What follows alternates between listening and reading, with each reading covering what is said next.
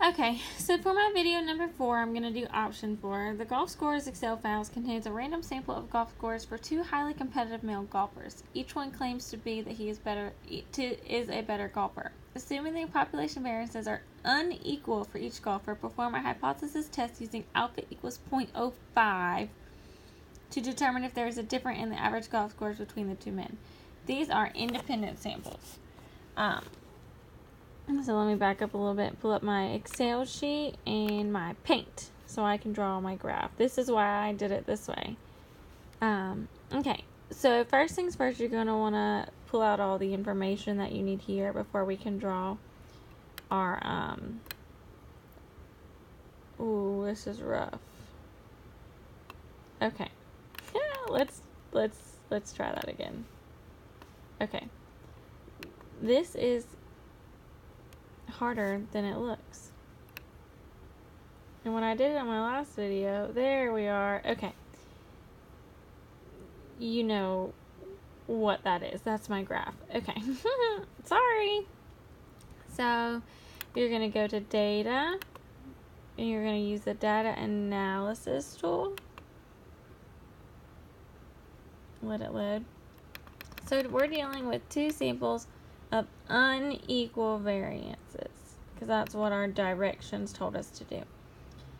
So you're going to put in your arrays. I don't put the labels in. I don't like the labels. So that's just something, that I don't do. And I put it in a new worksheet and we're using alpha 0.05.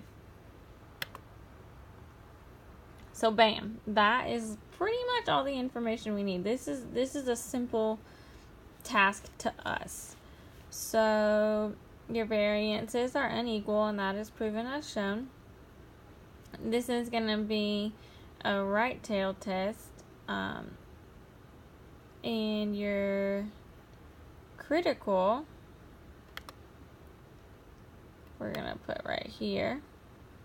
So anything to this side, I should have done this on paper, but I was trying to be fancy, is going to be reject. And anything, let's change colors. And here and over, it's going to be fail to reject. So if our critical, which states right here, our T critical, because this is a one-tail test because they're not equal to, one is greater than the other. So our critical is going to be 1.68.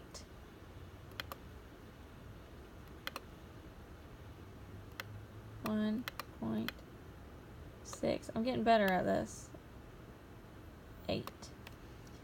And our T statistic is negative 1.425. So that's going to be over here in our fail to reject, but we still need to put it down. So negative 1.425.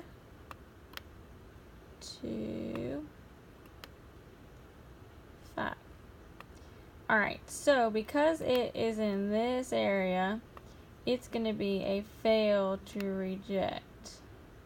Now, if this would have been a 2-tail test, it might have been a little different because you would have had negative 1.68 and negative 1.68 and positive 1.68, and it still would have been right there in the same area because this is greater than negative 1.6.